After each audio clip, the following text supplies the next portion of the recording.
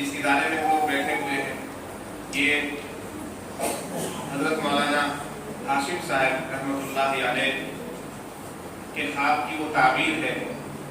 جنہوں نے اپنی زندگی میں اس کو حقیقت کا جامہ پہنایا اور اس ادارے کو قائم کیا۔ حضرت مولانا ہاشم صاحب رحمۃ اللہ علیہ نے اپنی پوری زندگی اس مدرسے کے لیے وقف کر دی تھی اور پورے ہندوستان میں جہاں بھی وہ ہوتے تھے اس مدرسے کی فکر ان پر سوار رہتی تھی۔ اور یہ جو کچھ بھی ہم دیکھ رہے ہیں یہ حضرت مولانا ہاشم صاحب رحمۃ اللہ علیہ کا لگایا ہوا درخت ہے جو آج پھل دے رہا ہے اور یہاں سے طالبین علوم نبوت علم حاصل کر کے جا رہے ہیں۔ حضرت کا انتقال ہو چکا ہے، اب ان کے صاحبزادے جناب سعید الرحمان صاحب اور ان کے بھائی اس مدرسے کے اہتمام کی ذمہ داری سنبھال رہے ہیں۔ اللہ تبارک و تعالیٰ انہیں استقامت عطا فرمائے۔ حضرت مولانا حبیب الرحمان صاحب اس مدرسے کی صدارت کی ذمہ داری انجام دے رہے ہیں۔ یہ مدرسہ مختلف ادوار سے گزرا ہے اور بہت سی درمیان میں دقتیں بھی پیش آئی ہیں۔ پھر لاک ڈاؤن کا عرصہ جس نے تمام مدارس کو متاثر کیا، بہرحال بہت سے حالات ہیں جو ذمہ داران مدرسہ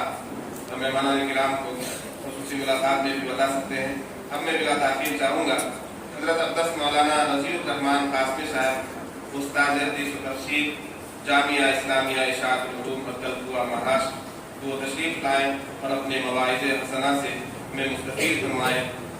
احمد فراز کے شعر کے ساتھ میں حضرت سے درخواست کروں گا کہ ہر طرح کی بے سر و سامانیوں کے باوجود آج وہ آئے تو مجھ کو اپنا گھر اچھا لگا۔ حضرت مولانا نذیر الرحمان صاحب کا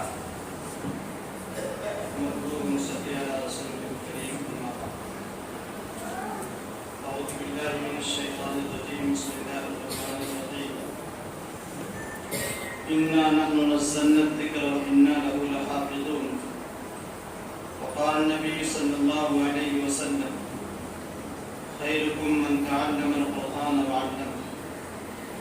أو كما قال رسول الله صلى الله عليه وسلم۔ حضرات علماء کرام اور طلباء عزیز، نماز کے وقت میں 25 منٹ تقریباً باقی جماعت کھڑی ہونے میں ہم سب کو فارغ بھی ہونا، سنتیں بھی پڑھنی اور باجماعت نماز بھی پڑھنی، اور حضرت شیخ حدیث حضرت مولانا رضوان الدین صاحب معروفی دامت برکاتہم اور ان کے بیان سے مستفیض بھی ہونا۔ میں الحکم فوق الادب کے تحت بیٹھ گیا ورنہ میں دل چاہتا تھا کہ پورا وقت حضرت شیخ کی نظر کر دیا جائے اور حضرت شیخ ہی پوری باتیں سنبھال لیں اور پوری باتیں سمیٹ کر کے آپ کے سامنے رکھ دیں۔ البتہ بیٹھ گیا صرف دو باتیں طلبہ کے گوشگدار کروں گا، باقی اکابرین کو خطاب کرنا، حضرت بیٹھے ہیں، اکابرین کو خطاب کرنے کی ضرورت بھی نہیں، صرف طلبہ جو ہمارے بیٹھے ہوئے ہیں میں ان سے متوجہ ہوں اور ان کو مخاطب کرنا چاہ رہا ہوں کہ عزیز طلبہ،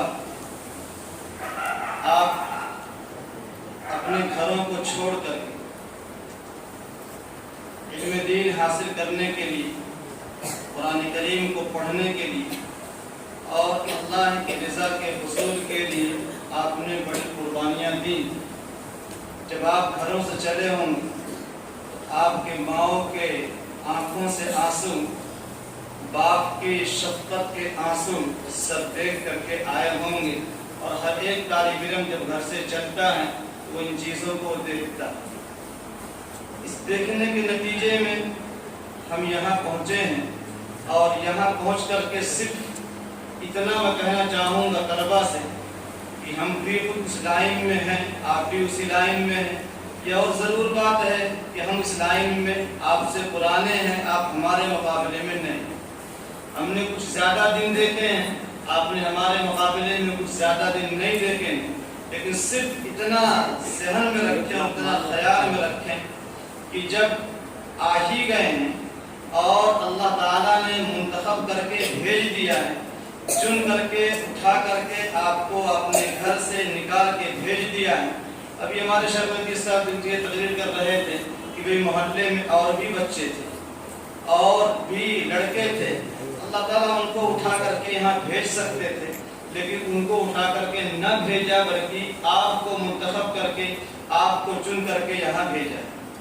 اب جب آ ہی گئے ہیں، اب صرف اور صرف اللہ کے بھروسے پر، آپ ابھی چھوٹے ہیں، بچے ہیں، حدیث میں آتا ہے فرشتے اپنے پیروں کو، آپ کے اپنے پروں کو آپ کے قدموں کے نیچے بچھاتے ہیں، مچھلیاں سمندر میں آپ کے لیے دعا کرتے ہیں۔ حدیث میں آتا ہے کہ جب پڑھنے والا، علم حاصل کرنے والا اپنے گھر سے چلتا ہے، من سلک طریقا یلتمس فیہ علما سہل اللہ طریقا الی الجنہ، جو شخص علم حاصل کرنے کے لیے گھر سے چلتا ہے اور وہ علم حاصل کرتا ہے تو اللہ تعالیٰ اس کے لیے جنت کا راستہ آسان فرما دیتے ہیں۔ یہ سب فضیلت آپ کے لیے بھی طالب علمی کے نتیجے میں ہے۔ اسی میں آپ تھوڑا سا اگر کچھ ملا دیں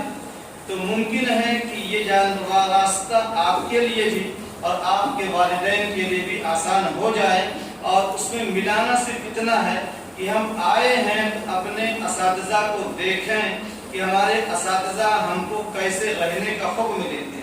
ہمارے اساتذہ ہم کو پڑھنے کا کیسے حکم دیتے ہیں، کیسا سمجھاتے ہیں۔ خالی ان کی باتیں اگر آپ مان کر کے چلتے رہیں گے اور اساتذہ کا احترام ادب کرتے رہیں گے تو آپ بھی انہی جیسے، اور اللہ نے چاہا تو ان سے آگے بڑھنے کے لیے آپ تیار ہو سکتے ہیں اور اللہ آپ کے لیے ویسا راستہ آسان کر سکتا ہے۔ اس میں دوسری مختصر بات یہ ہے کہ 24 گھنٹے میں ایک مرتبہ، آپ چھوٹے طلبہ ہیں، آپ کو لگتا نہیں ہوگا لیکن چھوٹے عمر ہونے کے نتیجے میں اگر آپ 24 گھنٹے میں ایک مرتبہ کسی وقت بیٹھ کر کے تنہائی میں 2-4 منٹ اللہ کے سامنے اپنے معصوم زبانوں سے اور معصوم الفاظ سے اللہ سے اتنا کہہ دیجئے کہ اللہ میں چھوٹا ہوں، میں کچھ کر سکتا نہیں ہوں، میرے بس میں کچھ نہیں ہے، لیکن اللہ جس مقصد کے لیے میرے والدین نے مجھے یہاں بھیجا ہے مجھے بھی کامیاب فرما، اور اس جامعہ میں آنے والے تمام طلبہ کو کامیاب فرما۔ اللہ میرے ذہن کو کھول دے اور میری طبیعت کو کشادہ کر دے، میرے دل کو کھول دے، تاکہ میں یہاں آ کر کے آپ کو راضی کر سکوں، آپ کے رسول کی سنتوں کو سیکھ سکوں، قرآن کریم کو حاصل کر سکوں اور قرآن کریم کے احکام پر عمل کر سکوں، دوسروں کو عمل کرا سکوں۔ صرف 2 باتیں یہ آپ دیکھیں، اساتذہ کو دیکھیے اور اساتذہ کو دیکھنے کے ساتھ ساتھ 24 گھنٹے میں کسی وقت 2-4 منٹ اپنے بیداری کے ساتھ اللہ سے اپنی معصوم زبانوں سے کہیے۔ میں قسم کھا کر کہتا ہوں کہ معصوموں کی دعا کبھی رد نہیں جاتی۔ تمہارے طفیل میں لوگ دعائیں مانگتے ہیں، اللہ ان معصوموں کے طفیل ہماری دعائیں قبول فرما۔ آپ خود دعا کریں گے، اللہ ضرور اس دعا کو قبول فرمائیں گے۔ قلت وقت کی بنا پر بات لمبی نہیں کرتا، بس یہی میری بات ختم کرتا ہوں۔ اللہ پاک ہمارے آنے کو، ہم سب کے آنے کو قبول فرمائے، ادارے کو خوب ترقیات نصیب فرمائے، نظر بد سے محفوظ فرمائے، لوگوں کے دلوں کو آپ کی طرف ارادے کی طرف متوجہ فرمائے، اور لوگوں کو اللہ اپنا قرب نصیب فرمائے۔ وآخر دعوانا الحمدللہ۔